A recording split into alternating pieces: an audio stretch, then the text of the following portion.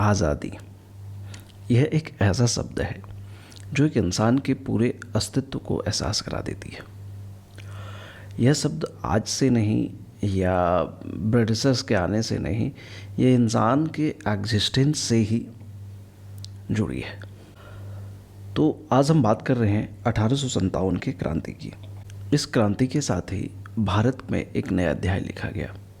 हालांकि भारत को आज़ादी बहुत सालों बाद मिली, लेकिन ये आज़ादी की पहली लड़ाई जो थी, इसने भारत में एक नया अध्याय शुरू किया। So in this video we are going to discuss about cause, course and the reasons of the failures we are going to discuss on the next video. So the first thing that we are going to discuss is that till 1757 to 1857 Britishers ने जो भी rule हमारे यहाँ कर रहे थे, तो हमारे यहाँ लोगों में बहुत ज़्यादा डिसकंटेंट हो रही थी। मतलब लोग जो है they are very dissatisfied after the death of Aurangzeb in 1707।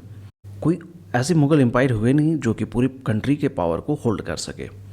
Last जो एक सिंबॉलिक वॉर कह सकते हैं 1757 एंड 1764 में हुआ, उसके बाद जो है मुग़लों की शक्ति ख़त्म हो गई, या कह सकते हैं कि गायब ही हो गई, बस सिंबॉलिक रहे। तो जो मुस्लिम थे, जो बहुत सारे उनमें से जो लोग थे मुग़ल एम्पायर के समय में जो जॉब उनको मिला था, वो जो कहीं काम कर रहे थे, उनकी ऐसी स्थिति ऐसी हुई कि they are somehow feeled that they are alienated in the society. We are just discussing here what are the cause. So political cause, economic cause, military cause and immediate cause. So these are the main cause for the revolt. So one by one we are going to discuss about here. So now the first we are going to discuss about the political cause. So what is political cause? So what happened? That the consecutive wars, you can say that war and conquest, the East India Company created a lot of discontent and disaffection among the dispossessed ruling families and their successor by her conquest.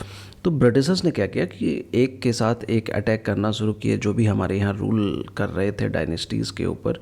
तो स्थिति ऐसी रही कि जो है लोगों के अंदर नाराज़गी रही, बहुत सारे किंग्स थे, उनको उनके पावर को ख़त्म कर दिया गया, या उनको अगर पावर रहा भी उनका तो एक सिंबॉलिक रूप से ही रहा। इसके बीच में इन्होंने सब्सिडरी अलायंस ले आए। तो subsidiary alliance in Hindi it is called सहायक संधि। इसमें कहा गया कि हम और आप दोस्त हो गए। तो कैसे दोस्त हो गए भैया? कि आपको जो है हमारे यहाँ से, या हम जो है आपके यहाँ पे कुछ सैनिक रखेंगे, ब्रिटिश सैनिक। अब इसका मकसद क्या है? देखो, मैं आपके घर में कहूँगा कि मेरा कोई घर वाला रहेगा, तो ओबियस है आप घर में जो कुछ भी कर रहे हो that we are familiar with that. या मैं कहूँ कि आपके घर में मैंने एक कैमरा लगा दिया, मतलब उस समय तो कैमरा नहीं थे, बट अगर सपोज़ कि आप जो है सीसीटीवी से मॉनिटर किए जा रहे हो, तो whatever the activity that you are doing we are familiar with that. तो इस तरह से कह सकते हो कि मॉडर्न टाइम में सब्सिडरी अलायंस जो है उस समय का ब्रिटिशर्स का सीसीटीवी कैमरा लगा हुआ था। तो इससे इंडियन की स्थिति क्या हुई? ख़राब हो गई। प्रोटेक्शन तो बोला कि अगर आपके ऊपर अटैक होगा तो हमारे ऊपर अटैक माना जाएगा, but what is reality behind that?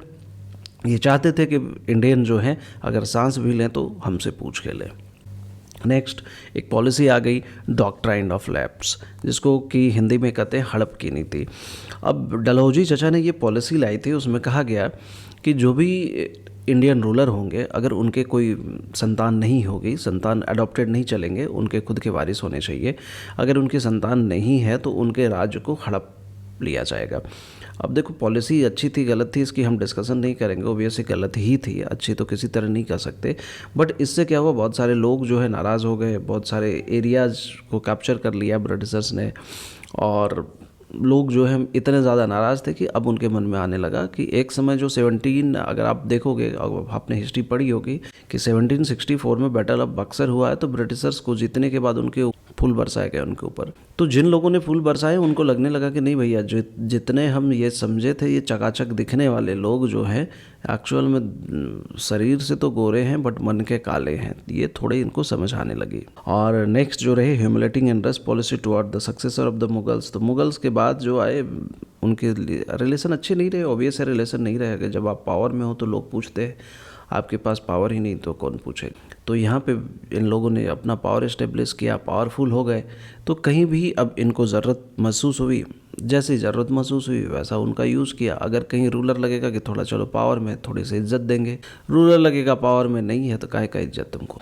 इसमें से थे पेंशन को भी ख़त्म कर दिया गया कि कुछ लोग जो थे जिनको कंपनी पेंशन दिया करती थी कि भैया आपका पावर ख़त्म हो गया, कोई बात नहीं, चलो थोड़े से तुम्हारे मेंटेनेंस खर्चे हैं तो चलो पैसे वैसे दे देते हैं।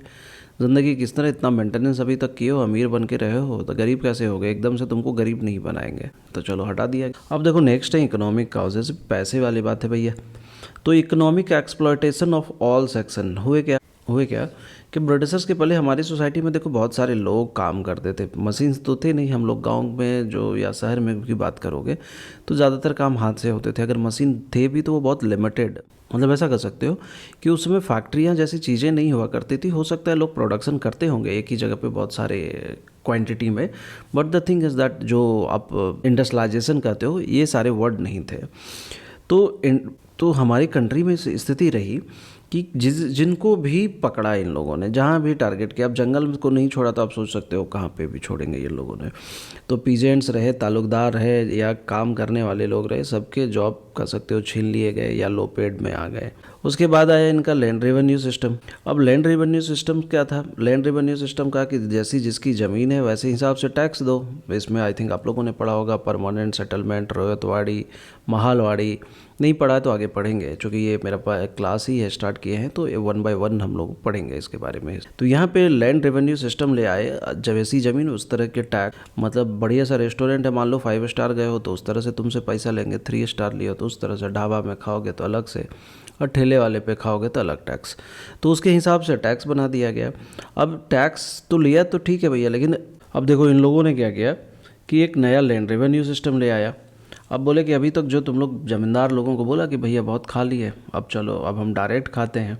तो ये जो बीच में ज़मींदार का पोस्ट हुआ क्या करता था कि ब्रिटिशर्स को लगता था कि हम डायरेक्ट गांव वालों तक नहीं पहुंचेंगे और टेंशन कौन इतना पाले, तो ऐसा करो कि इंडियन को एक पकड़ो, उसको बोलो कि भैया 4-5 गाँव में टैक्स उठाओ तुम, 4-5 या 10 गाँव 15 गाँव, ऐसा नहीं कि मैं 4-5 बोला हूँ, 4-5 मतलब एक मान के चलो कि 4-5 गाँव पकड़ो, तुम टैक्स उठाओ, बाकी तुम 10-5 रुपया रख लो, बाद बाकी हमको दे देना, तुम भी खुशी से रहो, हमारी ज़िंदगी तो मौज में चल ही रही है। तो ज़मींदार लोग तो बहुत खुश हुए, हम ब्रिटिशर्स के आदमी हैं, अपनी ज़िंदगी मतलब बढ़िया ही है, चल रही है मज़े से।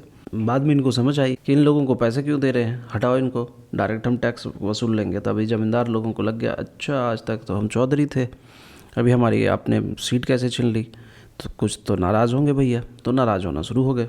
हमारे कंट्री से इकोनॉमिक ड्रेन होने लगा, मतलब हमारी कंट्री जो सोने की चिड़िया थी तो पूरा सोना नोच लिया गया। Next is that military cause. देखो मिलिट्री में रूल क्या थे, अभी क्या है ना कि अगर आप पंजाबी हो, सिख हो या मुस्लिम हो, तो अगर आपके रिलीजियस प्रैक्टिस जो भी है आप कर सकते हो। अगर आपको दाढ़ी रखने हैं, बाल रखने हैं, तो अकॉर्डिंग टू योर रिलीजन रख सकते हो। उस समय में इसको मना कर दिया गया, तो ये बड़ा ख़राब बात है यार। नेक्स्ट जो है, उस समय में हिंदू धर्म में लोग मानते थे कि विदेश यात्रा करना, खास करके ओशन को पार करके दूसरे जगह जाना जो है वो पाप है। अब क्यों मानते होंगे, इसका लॉजिक रीज़न मेरे को समझ में नहीं आता, बट मुझे लगता है ये वेजिटेरियन नॉन वेजिटेरियन का कंसेप्ट कुछ रहा होगा, क्योंकि लोगों को लगता होगा कि दूसरी जगह जाएंगे तो खाएंगे क्या, तो वेजिटेरियन खाना मिलेगा नहीं। तो माइट भी, मुझे ये लगता है, एग्जैक्ट रीज़न मुझे नहीं पता कि ऐसा क्यों मानते थे। तो कुछ और कारण रहे जो ये रिवोल्ट हुआ उसका, कि इंडियन इकोनॉमिक जो हम लोग पहले ही देख चुके कि ट्रेडिशनल इंडियन इकोनॉमिक ख़त्म कर दी गई। नेक्स्ट जो है, इंडियन सिपाहीज जो काम करते थे, सिपाही सिपाही वर्ड से आया है, तो इंडियन सिपाही जो काम करते थे और जो ब्रिटिशर्स काम करते थे, एक ही रैंक में दोनों की सैलरी अलग अलग होती थी यार। एग्रीकल्चर में अलग अलग टैक्स ले आए गए, उससे स्थिति खराब रही। प्रिंसली स्टेट्स को जो है, राजा का बेटा राजा क्या, राजा राजा ही नहीं रहेगा, ऐसा ख़त्म कर दिया गया, बड़ा दिक्कत हुआ। और ज़मींदार के जो पोस्ट हैं वो छीन लिए गए।